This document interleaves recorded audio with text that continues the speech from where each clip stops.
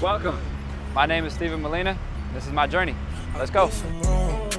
But I'm always right. So I know how to shoot and I know how to fight. But I tell you once. I think a lot of people are asking me, and are wondering, watching at home, why I'm starting a documentary, a docu-series, and I haven't, made it yet. I'm only 19 years old, still got a lot of time, a lot of potential on my hands. And the answer is, I feel like if the world won't give you an opportunity, it's our responsibility as humans to go out and create that opportunity for ourselves. Greatness isn't destiny, it's your own choice.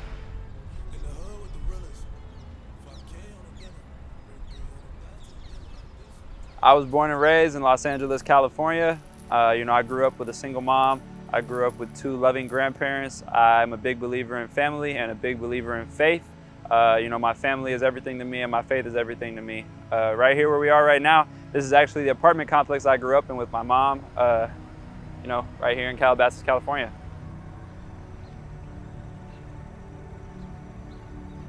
My mom is so confident and successful. She has a clinical psychology degree. She is a spiritual healer. She does so many different things. And honestly, her greatness and her, inspiration is one of the things that helped get me to the place that I am now, where I believe that anything is possible for the one who believes.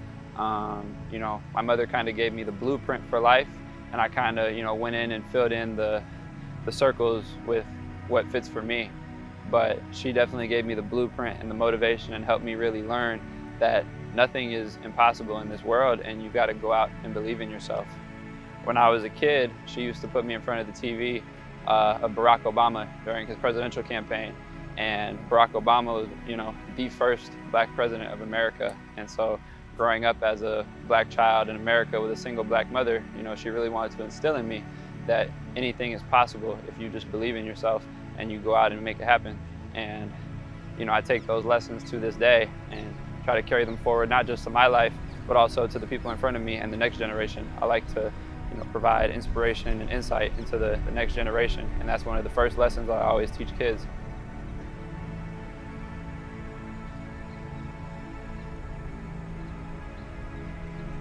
Me and my friends, we used to actually come out here and play basketball. Over a decade ago, this used to be a basketball court. There was rims over there and rims over there, and now they've turned into a tennis court. But this used to really be, the spot where I made some of my, closest childhood friends and where I made some of my best memories, just having fun, putting an orange ball through a hoop before there was, any responsibility, before I had to really think about anything, before I had to, worry about too much. I grew up in what I like to say is the second best scenario. I never really knew my father growing up. He had no part of my life, no impact in my life, and that's why I say it's like the second best scenario. I know a lot of friends who, have had a lot of issues with their family. Mine just didn't necessarily exist in my world, and that was covered, because I grew up with a single mom who's so strong, confident, and powerful that it covered both sides of the ballpark. Like, I feel like, I couldn't have asked for a better childhood experience.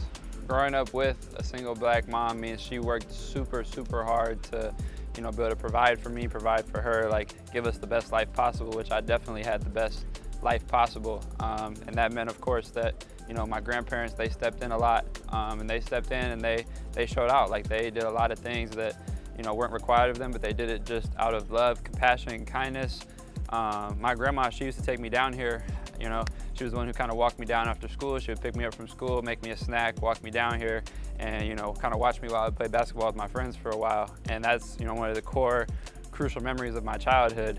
My grandma, she's always been a rock and a steady constant in my life. One thing about her that I've never really, experienced with anybody else in the world is she believes in me unconditionally. Like, if I say I'm gonna get up, jump to the moon and fly to the moon, she'll believe in me, and she'll just say, bet when, or see you later, see you when you get back, right? And a lot of people, they try to hit you with limitations, challenges, but my grandma's always just had that unconditional faith and belief in me. Anybody who knows her knows, like, she doesn't have a single bad bone in her body. Like, she's one of the most loving, compassionate, caring women that God has ever placed on this universe. And I'm just so blessed to be able to have her in my life as, part of my support system. Bro, honestly, the faith part is everything. I mean, I kind of just walked into into my faith. And when I say faith, I don't tie myself to a religion. What I mean by that is I first found my faith when I was a kid, really. Obviously, you know, my mom showed me believe in yourself and, you know, trust in your higher power. And we used to go to a spiritual center together when I was a child. As I got older, I kind of found my own path and my own walk in faith. I went to a Christian school. You know, I went there for basketball, but being at a Christian school, I learned a lot about the Bible, a lot about God, a lot about Jesus, you know, just a lot about religion in general. And as I got older, I made the choice, even though I wasn't at the Christian school anymore, to continue going to church and continue those practices of faith that they had taught me at school. When you're Christian, you have certain beliefs that will limit you from including other people in certain aspects of your life, or, you know, judging people for certain decisions that they've made. And at the end of the day, I think that God, you know, it says it in the Bible, God is love. And knowing God, I think that God just truly is just a source of love. And so I can't imagine that they would ever want to cut people out of that circle of love. And so I made my own choice that, you know, faith is a journey that every unique individual needs to embark on. And whatever that journey looks like for you, you know, I love and support you through that journey. And for me, that journey, like, my faith has been everything to me. Like, everything I've ever done, I believe, you know, God put me in the right places at the right time. And I believe that He's guiding me to the places I need to be. I feel like there's just been so many times in my life where, you know, I've tried to walk away from the faith or tried to, you know, believe something different, but then I can't. Like, I get hit with these moments where it's just like, it has to be God. Like the only way I made it out of that situation was it had to be God having my back, right? And so my book is even called God Got Me. I got it tattooed on my body right here, just because I know that no matter what, you know, God has really got me. Where did I get the phrase God got me? I licensed it. I licensed it with my brother, man. So, not my blood brother, but one of my closest friends, mentors, business partners. His name is Taylor. And I asked him one day, just, you know, how are you so strong, man? Like, you know, he's in the gym at 4 a.m., hoodie up, lifting 400 or 500 pounds. And mentally, he's just, you know, as sharp as a fox. So I just asked him how he was so strong, how he could do it. And I remember all he told me, he just said, God got me. I was like, I like that. I'm gonna get it tattooed. And then he said, bet, me too. And so we kind of stamped our brotherhood. We had matching God got me tattoos. He got it tattooed on him. I got it tattooed on me. And that's how we kind of came up with, you know, God got me.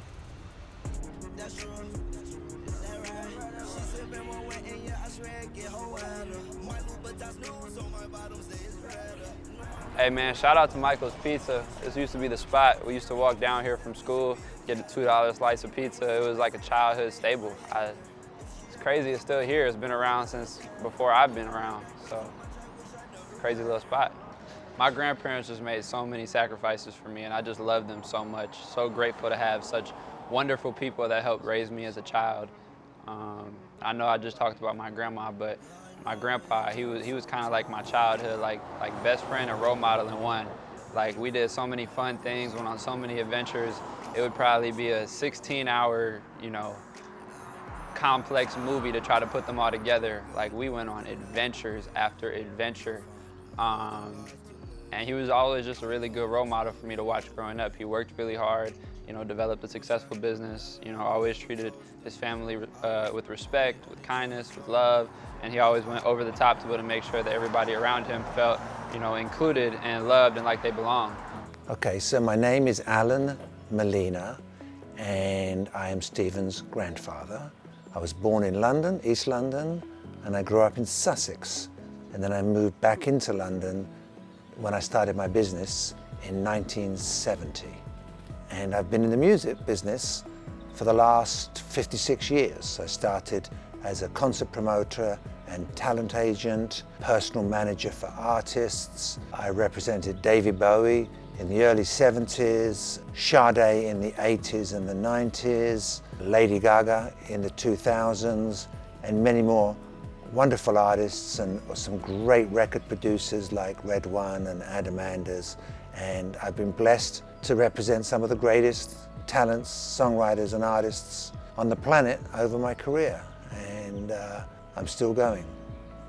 So it's been awesome watching Steven grow up. He was, as a baby and as a toddler, he was my joy pill. Everything he did was just so exciting and interesting and wonderful and made me so happy to spend time with him.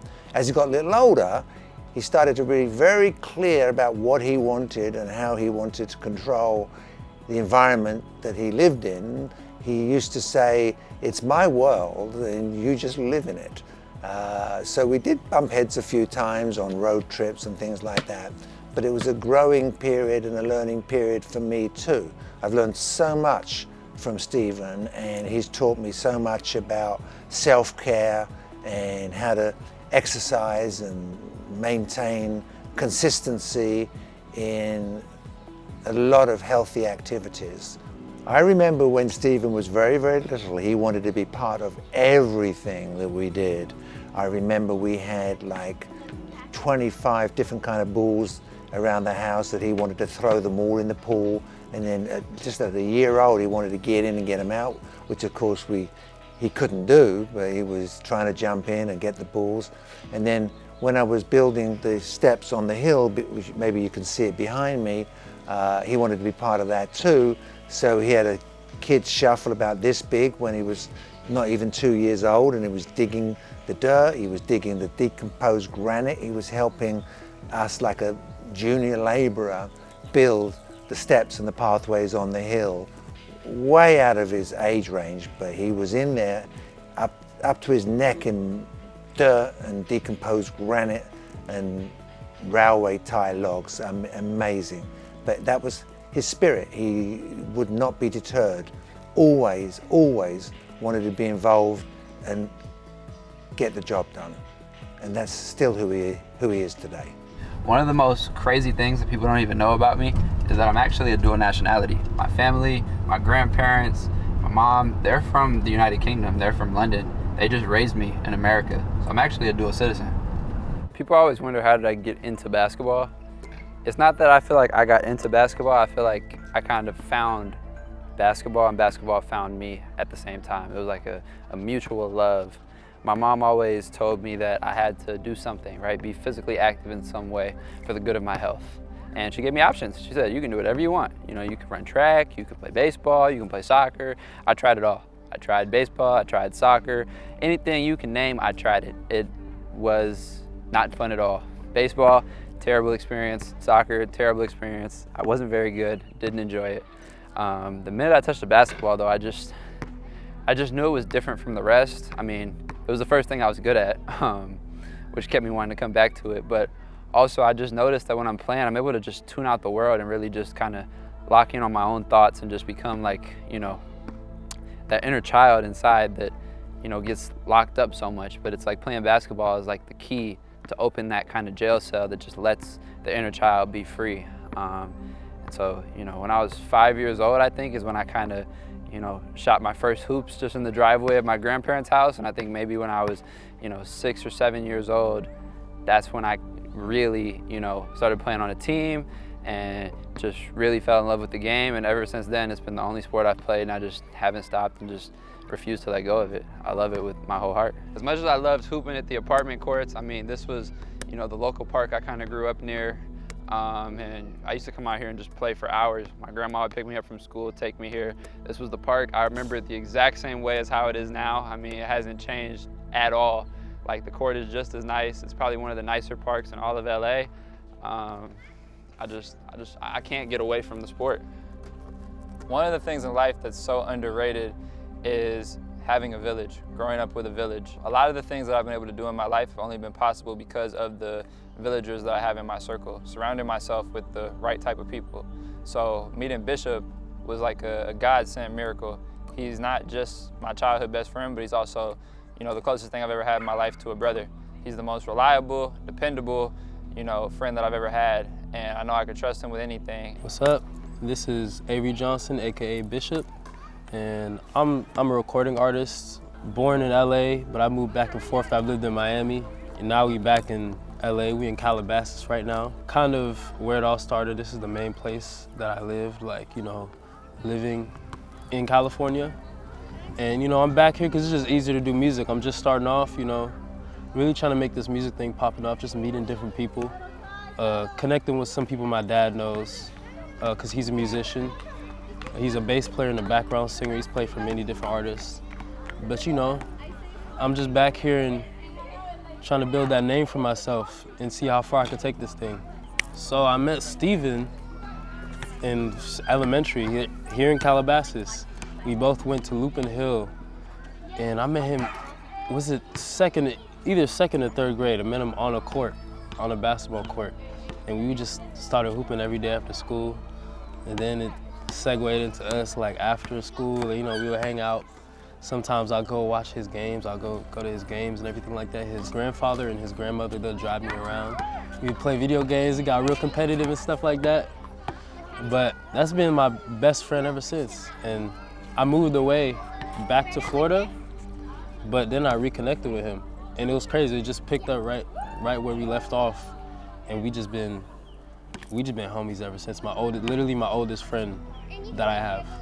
You know, I love that dude, it's my brother though. Steve-O's the type of dude, like, I mean, literally yesterday, I just called him up and he's like on like a speedboat or something, like, hey, what's up? with our homie Dante, like, he's the most adventurous dude. Like, he's just always doing something. He's always in another country. Like, I'll literally just be hanging with him and then I call him the next day and he's literally in Australia. I'm like, that's like, what, 20-something hour flight or something? I'm like, when did this happen? He's also a really dependable person and he's super funny. And it's crazy because he got funny out of nowhere. Like, he used to not talk, he used to be a quiet dude. Like, I remember like when he was a kid, bro didn't really talk much. And then all of a sudden, he was just the funniest dude like ever. One thing people don't really know about Steve-O is that he's one of the coldest businessmen I've like ever met. Like, I learned a little bit from him, cause it's a thing where I think he just knows psychology very well. So well in a way that people don't really realize that he knows psychology. People know he's a smart guy cause he's kind of started speaking more his inner thoughts and his philosophical ideas about life and things like that.